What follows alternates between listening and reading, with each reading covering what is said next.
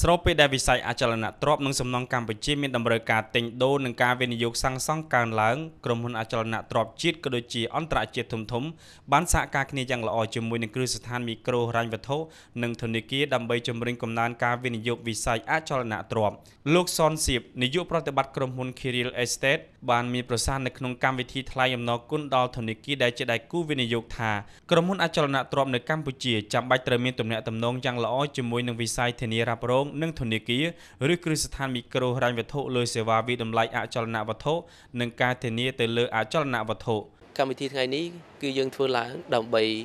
មានទំនាក់ទំនងជាមួយនឹងអតិថិជនរបស់យើងដែរបាទ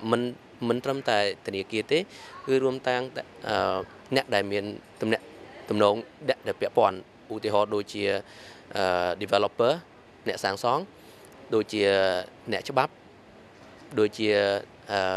Forte ក្រុមហ៊ុនធានារ៉ាប់រងនេះបាទ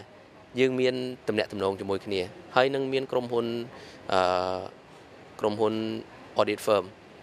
លោកសនសៀបបានឲ្យដឹងទៀតថាបច្ចុប្បន្ននេះសេវាកម្មវាយតម្លៃអចលនទ្រព្យនៅមានកម្រិតតូចបើធៀបនឹងសេវាកម្មទិញលក់ឬជួលអចលនទ្រព្យតែផ្ទុយទៅវិញសេវាកម្មនេះវាជាសសរទ្រូងដ៏រឹងមាំមួយសម្រាប់ជួយទ្រទ្រង់ដល់វិស័យហិរញ្ញវត្ថុរបស់កម្ពុជាប្រសិនបើការវាយតម្លៃខុសវាធ្វើឲ្យប៉ះពាល់ដល់ស្ថាប័នអ្នកផ្ដល់ហិរញ្ញវត្ថុនៅក្នុងប្រទេសទាំងមូលផងដែរ